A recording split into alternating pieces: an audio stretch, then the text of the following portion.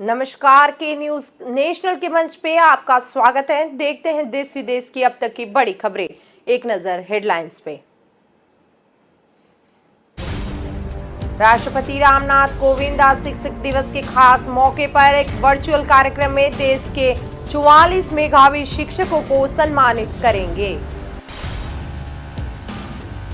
अफगानिस्तान के पंजशीर में तालिबानियों के खिलाफ बगावत की अगुवाई कर रहे अमरुल्लाह सालेह ने कहा कि वो आत्मसमर्पण करना नहीं चाहते। असम सरकार ने 6 विद्रोही संगठनों के साथ शनिवार को कार्बी आंगलॉन समझौते पर हस्ताक्षर किए। अफगानिस्तान में सत्ता को लेकर तालिबान और हक्कानी नेटवर्क में लड़ाई छिड़ गई।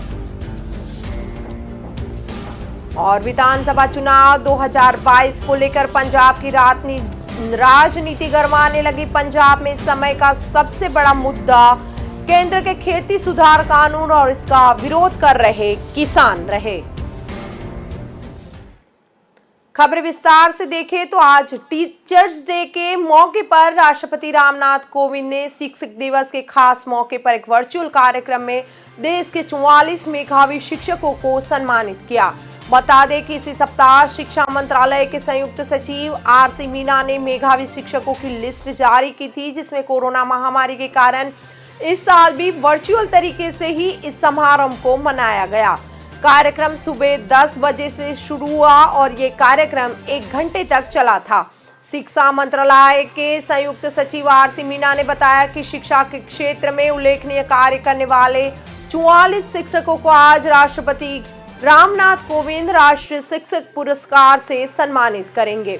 इन सभी शिक्षकों का चयन जूरी द्वारा किया गया। मीना ने और कहा कि मैं बताना चाहूंगा कि राष्ट्रीय शिक्षक पुरस्कार के लिए चयन जिला स्तर पर शुरू होता है और फिर ये राज्य स्तर पर होता है। अंत में राष्ट्रीय स्तर पर मेधावी शिक्षकों का चयन किया जाता है। सभी चयनित शिक्षकों को शिक्षक दिवस पर सम्मानित किया जाता है। पिछले साल शिक्षक दिवस के मौके पर राष्ट्रपति रामनाथ कोविंद ने 47 शिक्षकों को सम्मानित किया था। गौरतलब है कि शिक्षकों के लिए राष्ट्रीय पुरस्कार साल 1958 से शुरू किए गए। राष्ट्रीय शिक्षक पुरस्कार के लिए आवेदक के शैक्षणिक अलावा सामाजिक कार्य, एनएसएस, एनसीसी, संस्कृति और समाज के लिए किए गए उल्लेखनीय कामों की जानकारी देनी भी अनिवार्य है। देखते हैं राष्ट्रपति ने शिक्षक दिन के मौके पर क्या संबोधन किया। शिक्षा मंत्रालय के अधिकारीगण, विभिन्न केंद्रों पर उपस्थित शिक्षकगण, गणमान्य अतिथियों, आज शिक्षक दिवस के अवसर पर राष्ट्रीय शिक्षक पुरस्कार वितरण समारोह में शामिल होकर मुझे अत्यंत प्रसन्नता हो रही है। मुझे और भी अधिक प्रसन्नता होती यदि हम सब एक ही स्थान पर एकत्रित होते, परंतु विगत वर्ष की तरह इस साल भी कोविड की महामारी से उत्पन्न परिस्थितियों ने हमें सबको सामूहिक उपस्थिति से वंचित रखा है। अपने विशिष्ट योगदान के लिए आज पुरस्कार प्राप्त करने वाले सभी शिक्षकों को मैं हार्दिक बधाई और साधुवाद देता हूं। ऐसे शिक्षकों के विषय में जानकर मेरा यह विश्वास और भी मजबूत होता है कि भावी पीढ़ियों का निर्माण हमारे सुयोग्य शिक्षकों के हाथों में सुरक्षित है। यह हम सभी को ज्ञात है कि शिक्षक दिवस का आयोजन पूर्व राष्ट्रपति डॉक्टर सर्वपल्ली राधाकृष्णन के जन्मदिन के उपलक्ष्य में 5 सितंबर को मनाया जाता है। डॉक्टर राधाकृष्णन एक दार्शनिक और विद्वान के रूप में विश्व विख्यात थे। यद्यपि उन्होंने अनेक उच्च पदों को सुशोभित किया, परंतु वो चाहते थे कि उन्हें एक शिक्षक के रूप में ही याद किया जाए। डॉक्टर राधाकृष्णन ने एक श्रेष्ठ शिक्षक के रूप में अपनी अमिट छाप छोड़ी है। सबके जीवन में शिक्षकों का अत्यंत महत्वपूर्ण स्थान होता है। हर व्यक्ति को अपने शिक्षकों की याद आजीवन रहती है। जो शिक्षक स्नेह और निष्ठा के साथ अपने विद्यार्थियों को निखारते हैं, उनके प्रति ऐसे विद्यार्थी सदैव आदर भाव रखते हैं। आज तक मुझे अपने आदरणीय शिक्षकों की याद आती रहती है। मैं स्वयं को सौभाग्यशाली महसूस करता हूं कि राष्ट्रपति का कार्यभार ग्रहण करने के बाद मुझे अपने स्कूल में जाकर अपने वयोवृद्ध शिक्षकों का सम्मान करने तथा उनका आशीर्वाद लेने का अवसर प्राप्त हुआ था। आप सबके विद्यार्थी भी आप सभी के लिए अपने हृदय में विशेष स्थान रखते हैं, यह मेरा दृढ़ विश्वास है। मेरे पूर्ववर्ती राष्ट्रपति डॉक्टर APJ अब्दुल कलाम एक वैज्ञानिक के रूप में अपनी सफलता का श्रेय अपने शिक्षकों को दिया करते थे। वे अपने स्कूल के एक अध्यापक के विषय में बताया करते थे कि जिनके पढ़ाने की रोचक शैली के कारण बचपन में ही उनमें एरोनॉटिकल इंजीनियर बनने की ललक पैदा हुई।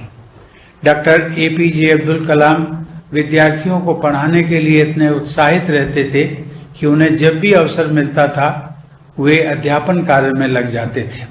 ऐसी विभूतियों ने समाज के निर्माण में शिक्षकों के कार्य की महत्ता को रेखांकित किया है। आप सभी अपने विद्यार्थियों में एक स्वर्णिम भविष्य की कल्पना करने और उसके लिए योग्यता अर्जित करने की प्रेरणा जगा सकते हैं तथा उन्हें सक्षम बना सकते हैं ताकि वे अपनी महत्वाकांक्षाओं को पूरा कर सकें। शिक्षकों का कर्तव्य है कि वे अपने विद्यार्थियों में अध्ययन के प्रति रुचि जागृत करें। संवेदनशील शिक्षक अपने व्यवहार, आचरण व शिक्षण से विद्यार्थियों का भविष्य संवार सकते हैं। प्रिय शिक्षकगण, पिछले वर्ष लागू की गई हमारी राष्ट्रीय शिक्षा नीति में भारत को ग्लोबल नॉलेज सुपर पावर के रूप में स्थापित करने का महत्वाकांक्षी उद्देश्य निश्चित किया गया है। विद्यार्थियों को ऐसी शिक्षा प्रदान करनी है जो ज्ञान पर आधारित न्यायपूर्ण समाज के निर्माण में सहायक हो। हमारी शिक्षा व्यवस्था ऐसी होनी चाहिए जिससे विद्यार्थियों में संवैधानिक मूल्यों तथा नागरिकों के मूल कर्तव्यों के प्रति निष्ठा उत्पन्न हो, देश के प्रति प्रेम की भावना मजबूत बने तथा बदलते वैश्विक परिदृश्य में वे अपनी भूमिका के बारे में सचेत रहें। शिक्षकों को इस बात का विशेष ध्यान रखना चाहिए कि प्रत्येक विद्यार्थी की क्षमता अलग होती है, उनकी प्रतिभा अलग होती है, मनोविज्ञान अलग होता है, सामाजिक पृष्ठभूमि व परिवेश भी अलग अलग होता है। इसलिए हर एक बच्चे की विशेष जरूरतों, रुचियों और क्षमताओं के अनुसार उसके सर्वांगीण विकास पर बल देना चाहिए। अफगानिस्तान के पंजशीर में तालिबानियों के खिलाफ बगावत की अगुवाई कर रहे अमरुल्लाह साहिल ने कहा कि वो आत्मसमर्पण करना नहीं चाहते। निर्णायक जंग का ऐलान करते हुए साहिल बोले, मैंने अपने गार्ड से कह दिया है कि अगर मैं घायल हो जाऊं तो मुझे सिर में 2 गोलियां मार देना, क्योंकि मैं तालिबान के आगे घुटने नहीं टेकना चाहता। लंदन के न्यूज़पेपर डेली मेल में 48 साल के साहिल ने कहा कि संकट के समय जिन नेताओं ने अफगानिस्तान को छोड़ दिया, मेरा मानना है कि उन्होंने अपनी जमीन से धोखा किया है। जिस रात काबुल तालिबानियों के कब्जे में आया था, मुझे वहां के पुलिस चीफ ने फोन किया था। उन्होंने बताया था कि जेल में विद्रोह मच गया और तालिबानी कैदी भागने की कोशिश कर रहे हैं। मैंने गैर तालिबानी कैदियों का नेटवर्क तैयार किया है। मैंने उन्हें जेल के भीतर विद्रोह का विरोध करने का आदेश दिया है। साहिल ने आगे बताया, अफगानिस्तान स्पेशल फोर्सेस के साथ मॉब कंट्रोल यूनिट की मदद से जेलों में हालात को संभाल गया। तब से रक्षा मंत्री, गृह मंत्री को भी मैंने फोन किया था और अगली सुबह उनके डिप्यूटी को भी, पर वो नहीं मिले। दोनों मंत्रालयों में कोई जिम्मेदार अफसर नहीं मिला जो मुझे ये बता सके कि रिजर्व फोर्सेस या कमांड तैनात क्यों नहीं किए गए। मुझे शहर में कहीं भी अफगानी सैनिक नहीं मिले जिन्हें तैनात किया जा सके। असम में 1000 विद्रोहियों ने अपने हथियार डाल दिए। असम सरकार ने 6 विद्रोही संगठनों के साथ शनिवार को कार्बी आंगलोन समझौते पर हस्ताक्षर किया। ये हथियारबंद समूह 30 साल से हिंसक घटनाओं में शामिल रहा है, अब मुख्य धारा में लौट गए हैं। इस ऐतिहासिक समझौते के दौरान केंद्रीय गृह मंत्री अमित शाह, असम के मुख्यमंत्री हिमंता बिस्वा शर्मा और केंद्रीय मंत्री सर्बानंद सोनोवाल मौजूद थे। कार्बी असम का एक प्रमुख जातीय समुदाय है जो कई साल से कार्बी आंगलोंग स्वायत्त परिषद की मांग करता आ रहा है। इस विद्रोही समूह का असम में हिंसा का एक लंबा इतिहास रहा। ये समूह 1980 के दशक में जातीय हिंसा, हत्याओं, अपहरण और लोगों से टैक्स वसूलने के लिए जाना जाता है। गृह मंत्री ने इस समझौते को ऐतिहासिक बताया। शाह ने कहा कि असम इतिहास में आज का दिन सुनहरे शब्दों में लिखा जाएगा। आज 5 से ज्यादा संगठनों के लगभग 1000 कार्यकर्ता हथियार छोड़कर मुख्य धारा में शामिल हो गए हैं। केंद्र और असम सरकारें अपने पुनर्वास के लिए पूरी तरह प्रतिबद्ध है। उन्होंने कहा कि असम सरकार अगले 5 साल में कार्बी रीजन के विकास के लिए लगभग 1000 करोड़ रुपए खर्च करेगी। नरेंद्र मोदी सरकार की पॉलिसी है कि हम अपने कार्यकाल के दौरान ही समझौते में की गई सभी वादों को पूरा करते हैं। गृह सचिव इसे भला न कहे कि हमें उम्मीद है कि इससे कार्बी आंग्लोन रीजन में विकास और मदद मिलेगी। अफगानिस्तान में सत्ता को लेकर तालिबान और हक्कानी नेटवर्क में लड़ाई छिड़ गई। अफगानिस्तान के अखबार पंजशीर ऑब्जर्वर की रिपोर्ट के मुताबिक हक्कानी नेटवर्क की फायरिंग में तालिबान का को-फाउंडर मुल्ला बरादर घायल हो गया। रिपोर्ट में ये भी कहा गया है कि बरादर का इस समय पाकिस्तान में इलाज चल रहा है, हालांकि इसकी पुष्टि नहीं हो पाई है। पंजशीर में तालिबान और अहमद मसूद की अगुवाई वाली रेजिस्टेंट फोर्स के बीच में जंग जारी है।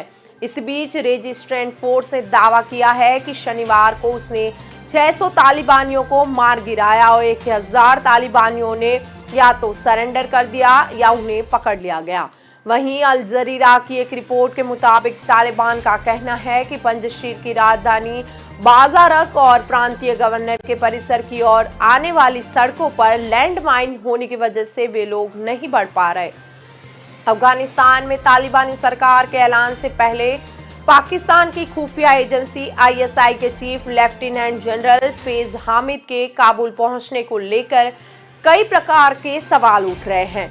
इसी बीच अफगानिस्तान की पूर्व सांसद मरियम सोलिमेंस खिल ने कहा है कि ISI चीफ काबुल इसलिए पहुंचे हैं ताकि आतंकी संगठन हक्कानी नेटवर्क के नेता को तालिबानी सरकार का प्रमुख बनवा सके और मुल्ला अब्दुल गनी बरादर को प्रमुख बनने से रोक सके।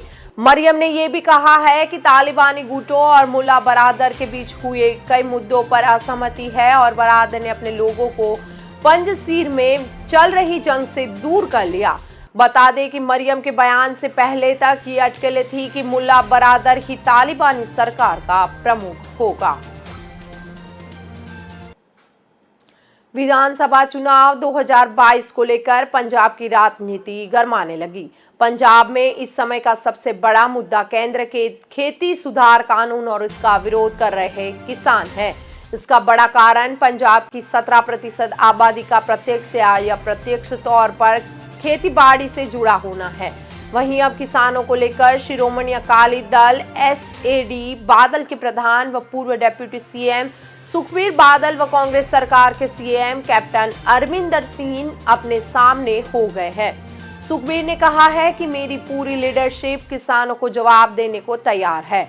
वहीं कैप्टन ने पलटवार करते हुए कहा कि बीजेपी के साथ मिलकर खेती कानून जबरन लागू कराने से पहले अकाली दल ने किसानों को क्यों नहीं पूछा।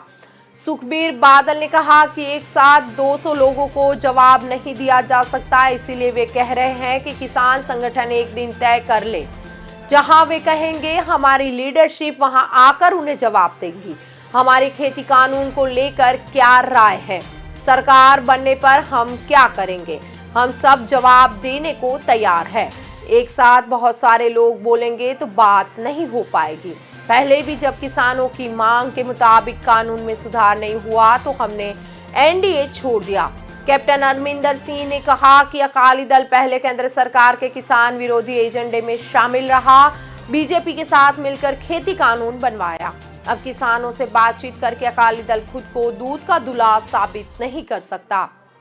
अकाली दल का किसानों से बातचीत के लिए 3 मेंबरी कमेटी बनाना दिखावा है। किसानों पर कांग्रेस के साथ मिलीभगत का आरोप लगाने वाला अकाली दल अब उनका भरोसा कैसे हासिल करेगा। फिलहाल वक्त हो चला है ब्रेक का। ब्रेक के बाद तुरंत मिलेंगे।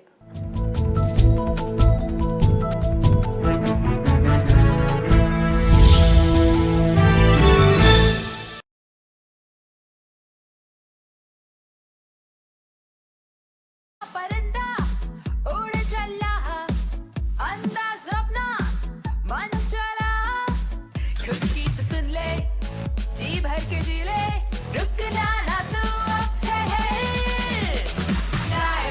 Lyra, anytime, anywhere. Lyra, everybody loves to wear. Lyra, anytime, anywhere.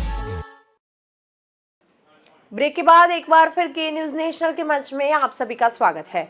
Corona के साथ अब केरल में निपा वायरस का खतरा भी बढ़ता नजर आ रहा है। केरल के कोझिकोड में रविवार सुबह निपा वायरस के चलते 12 साल के लड़के की मौत हो गई। पीड़ित का यहां के एक निजी अस्पताल में इलाज चल रहा था। मरीज के रिश्तेदार और उनके इलाज में जितने लोग शामिल थे उन सभी को क्वारंटीन कर दिया गया। इनमें से अभी तक किसी और में संक्रमण के लक्षण नहीं दिखे हैं। राज्य की स्वास्थ्य मंत्री वीणा जॉर्ज हालात का जायजा लेने के लिए रविवार सुबह कोझिकोड के लिए रवाना हुई थी।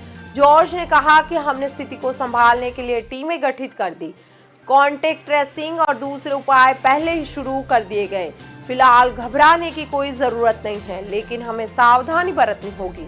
केंद्र ने भी एक टीम केरल भेजी है। साथ ही राज्य सरकार को तत्काल सार्वजनिक स्वास्थ्य उपायों को अपनाने की सलाह दी गई। केंद्र की ओर से कहा गया कि राज्य में पिछले 12 दिनों के दौरान पीड़ित के संपर्क में आने वालों की जांच की जाए। ऐसे लोगों को क्वारंटीन किया जाए और अधिक से अधिक लोगों के सैंपल कलेक्ट करके उसकी टेस्टिंग करवाए। निपा संक्रमण की जानकारी मिलने के बाद राज्य सरकार ने शनिवार देर रात स्वास्थ्य अधिकारियों की हाई लेवल मीटिंग भी बुलाई। पर्यटन मंत्री पीएम मोहम्मद रियाज ने बताया कि बैठक में एक एक्शन प्लान तैयार किया गया। हमारे पास 2018 का अनुभव है। हमने स्वास्थ्य मंत्री के साथ देर रात बैठक की और उन सभी पहलुओं पर चर्चाएं भी की जिन पर तुरंत कार्यवाही करने की जरूरत है।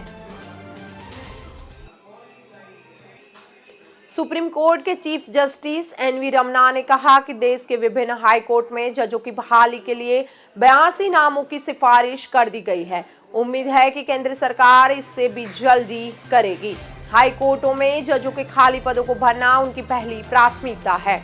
उन्होंने कहा कि पिछले दिनों सुप्रीम कोर्ट में एक साथ 9 जजों की बहाली जितनी जल्दी की गई है वह एक रिकॉर्ड है और इसके लिए वे प्रधानमंत्री और केंद्रीय विधि मंत्री के आभारी रहेंगे। चीफ जस्टिस रमना शनिवार को बार काउंसिल ऑफ इंडिया की ओर से अपने सम्मान में आयोजित समारोह में बोल रहे थे। इस मौके पर सुप्रीम कोर्ट ने 9 जजों के अलावा केंद्रीय विधि मंत्री किरण रिजिजू, सॉलिसिटर जनरल तुषार मेहता और बिहार समेत देश भर से आए बार काउंसिल तथा बार एसोसिएशन के सदस्य भी उपस्थित रहे। सीजीआई ने कहा कि वे वकीलों की समस्याओं से पूरी तरह अवगत है क्योंकि जज बनने के पहले वे वकील थे। कहा कि वकीलों की समस्याओं के समाधान के लिए केंद्रीय विधि मंत्री को पत्र भी लिखा गया है। कहा गया है कि कोरोना के कारण हम सब ने बहुत कुछ खोया है, लेकिन उम्मीद है कि जल्द ही सब ठीक हो जाएगा। उन्होंने बार काउंसिल ऑफ इंडिया के चेयरमैन मनन कुमार मिश्रा, केंद्रीय विधि मंत्री किरण रिजिजू की तारीफ करते हुए कहा कि न्यायपालिका की गरिमा और विश्वसनीयता बनाए रखने में दोनों की महत्वपूर्ण भूमिका रही है।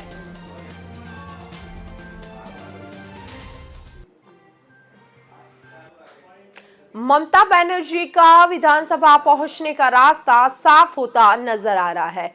चुनाव आयोगों ने भवानीपुर विधानसभा सीट पर उपचुनाव को हरी झंडी दी थी। यहां 30 सितंबर को मतदान होगा, 3 अक्टूबर को वोटों की गिनती होगी। इसके अलावा बंगाल के शमशेरगंज, जंगीपुर और ओडिशा की पिपली सीट पर भी वोटिंग होगी। ममता बनर्जी को बंगाल चुनाव में भाजपा के शुभेंदु अधिकारी से शिकस्त मिली थी। शुभेंदु ने नंदीग्राम सीट से जीत हासिल की। टीएमसी के विधायक दल ने ममता को सीएम चुना था। उसके पास राज्य के किसी भी सीट से चुनाव लड़कर विधानसभा पहुंचने के लिए 6 महीने का समय था। ऐसा न होने पर उन्हें मुख्यमंत्री पद छोड़ना भी पड़ सकता है। तृणमूल नेता शोभनदेव चट्टोपाध्याय भवानीपुर सीट से चुनाव जीते थे, लेकिन बाद में उन्होंने इस्तीफा दे दिया। ममता बनर्जी के इस सीट से ही चुनावी मैदान में उतरने का दावा किया जा रहा है।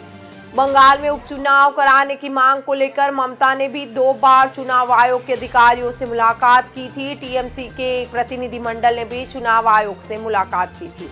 दल में सांसद सौगत रॉय, महुआ मोइत्रा, जवाहर सरकार, सुखेंदु शेखर रॉय और सजदा अहमद शामिल थे। इस मीटिंग के बाद चुनाव आयोग ने कहा था कि आयोग का काम चुनाव कराना है, ना कि उसे रोकना। इसी के साथ अब तक की खबरों में बस इतना ही। ज्यादा खबरों के लिए जुड़े रहे के न्यूज के साथ। नमस्कार।